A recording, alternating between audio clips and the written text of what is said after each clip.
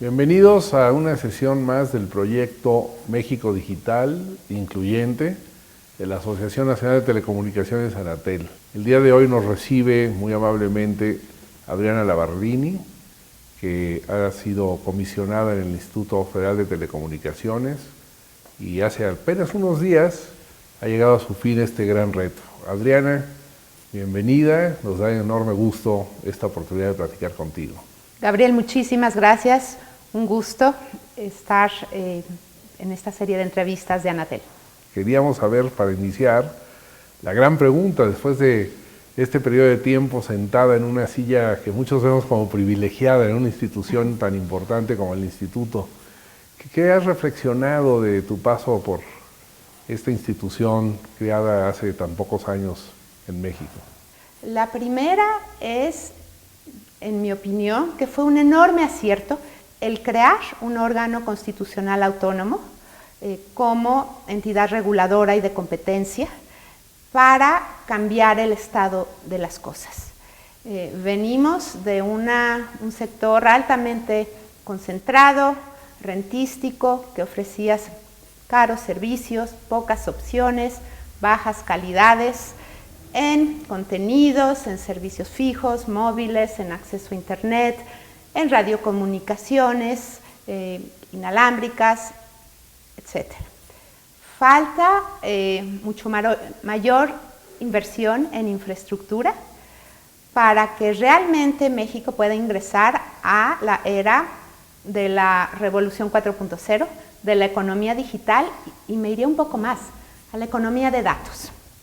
Necesitamos que redes de muy alta capacidad, sea con fibra óptica u otra tecnología, pero realmente de alta velocidad, lleguen no a 1.8 millones de hogares, sino que lleguen a 15 y 20 millones de hogares, si no es posible llegar a los más de 25 millones. Con una banda ancha de esa calidad y velocidad, los mexicanos podrán aspirar entonces a ser más productivos, a recibir servicios no solo de comunicaciones, de entretenimiento e información, sino servicios educativos, comprar e interactuar con el gobierno en operaciones transaccionales, servicios de salud, de educación, que necesitan importantísimamente de unas robustas redes de telecomunicaciones ubicua, no solo en las 3 o 4 ciudades más ricas e importantes de México, sino en todos los ámbitos rural y urbano, y eso está todavía por verse. Y cabe una autocrítica, este es un ente autónomo el instituto, pero es parte de las instituciones del Estado. Cabría una autocrítica también en términos de qué es lo que está del lado de las autoridades y que no se está haciendo para facilitar este acceso a banda ancha. Por ejemplo, servicio público, de interés público, pero tienes un IVA copeteado, como le llamamos. Con el IEPS, 19%, muchas de las cosas ligadas a esta industria. Tienes unos cobros de derechos que son los más altos en América Latina. Tienes obstáculos en casi todos los municipios a instalar infraestructura y cero acciones de la parte gubernamental. Ahí, ¿cómo lo ve alguien que está en ese asiento de un ente autónomo? Mira, lo que pude observar en estos 4 años es la enorme necesidad de que en México se elaboren políticas públicas transversales y que el trabajo del gobierno federal, pero también estatal y municipal, sea colaborativo.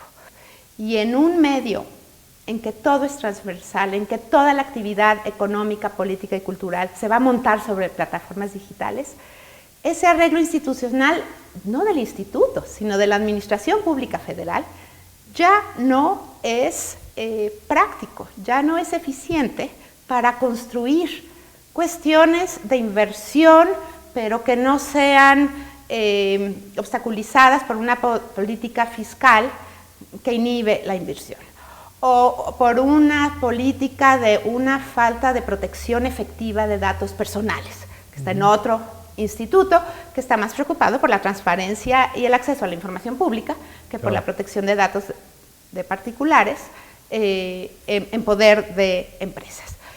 Y un ecosistema también de que a nivel municipal no se obstaculice el despliegue de redes y que el espectro sea un detonante de mucho mayor consumo e ingresos para las empresas, que serán gravadas con el impuesto sobre la renta, y no un cash cow, como se dice, una forma de que la hacienda pública extraiga recursos que van a ser inversamente proporcionales al nivel de inversión y de despliegue. Si yo tengo un X monto para invertir en comunicaciones inalámbricas que requieren espectro y se me va a ir el 80% de mi capital en pagos anuales de derecho por la duración de la concesión, pues invertiré mucho menos en despliegue de infraestructura. Eso es darse un tiro en el pie. Y eso te debe llevar a concebir, por tu experiencia, un instituto en un horizonte de tiempo, digamos 2025, donde algunos temas se aborden. Tú dijiste uno muy importante. En nuestra cultura popular hay muchos dichos sobre qué significa dónde está el dinero y tu capacidad de influenciar las cosas. Y si al instituto, con su autonomía, no se le permitió fijar cuánto se paga por el espectro, y lo tiene una Secretaría de la Administración Pública Federal, y su influencia y su peso bajó, ¿no? Pues la verdad sí, la Ley Federal de Telecomunicaciones sí está llena de restricciones poco eficientes al instituto. El instituto, por supuesto, está sujeto a la ley, a motivar y justificar sus actos, a hacer cumplir la ley. Pero la ley sí restringió mucho más de lo que se esperaba, dado su estatus de órgano autónomo constitucional, sus facultades y la forma en que está organizado. Un aspecto que se enfatizó mucho en la reforma fue separar mucho a los reguladores y a las empresas, como un temor a las empresas. Se exageró, sí. Debería de haber más puentes y no tantas restricciones. No te puedes ni reunir si no hay una audiencia de no sé cuántas personas alrededor. Mira, el fenómeno de la captura del regulador es un fenómeno interesantísimo, psicológico, económico, jurídico, que he estudiado por mucho tiempo.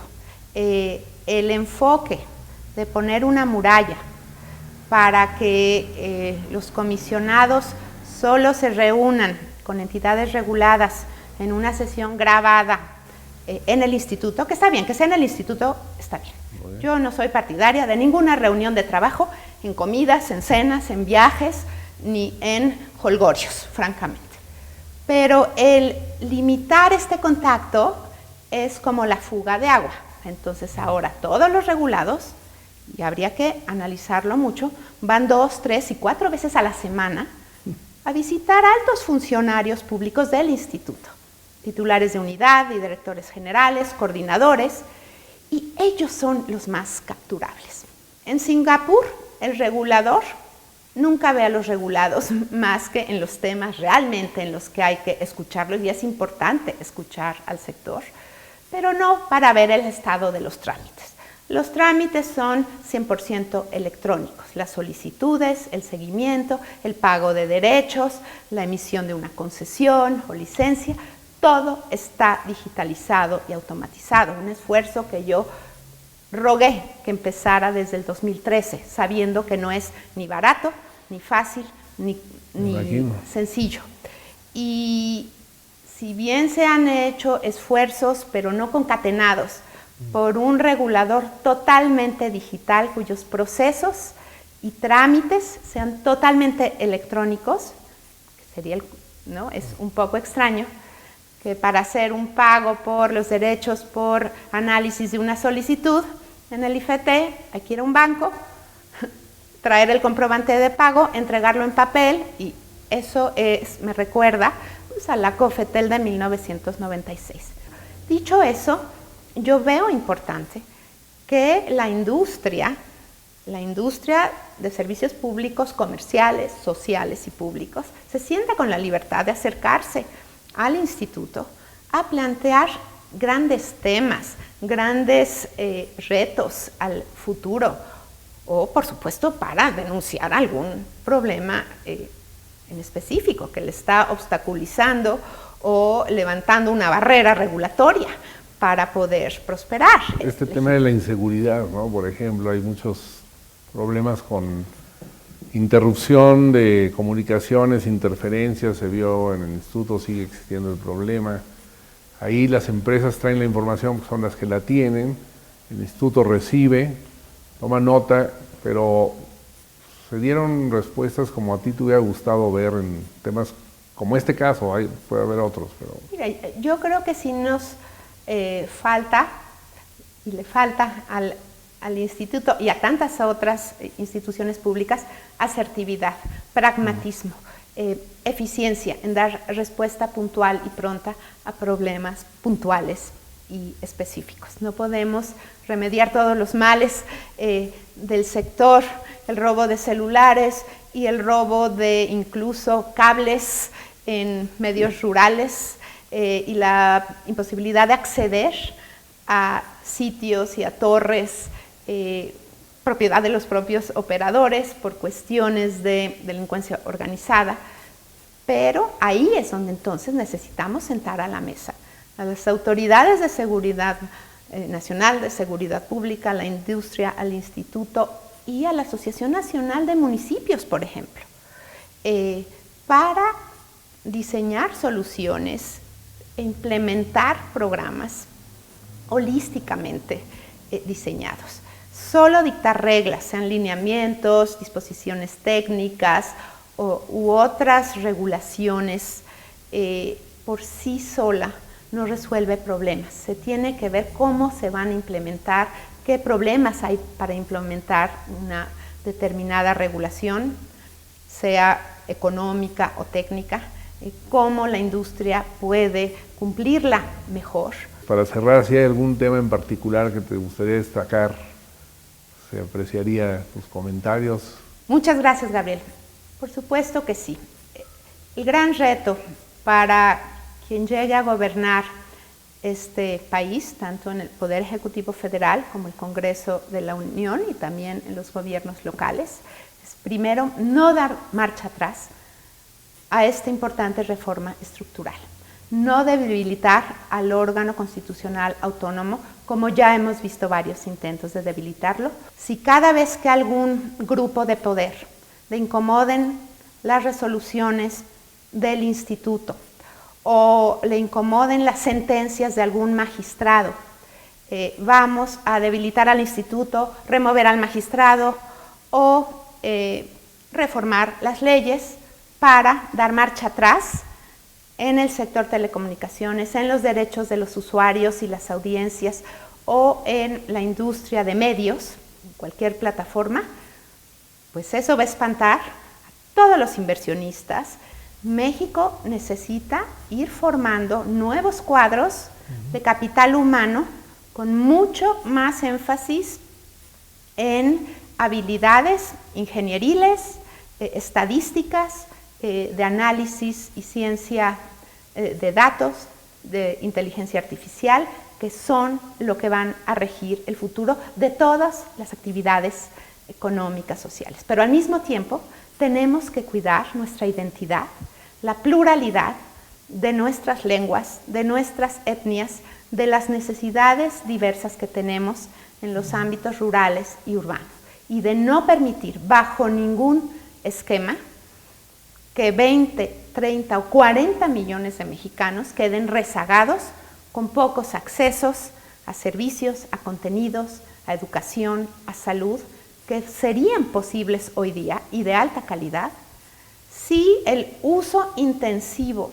de las tecnologías digitales se diera, pero para salir de la pobreza, para mejorar nuestra productividad. Muchísimas gracias por participar en este programa. Y estoy seguro que habrá muy buenas discusiones sobre tantos temas que se han abordado. Muchísimas gracias, Adriana, por recibirnos. Gracias a ti, Gabriel, encantada.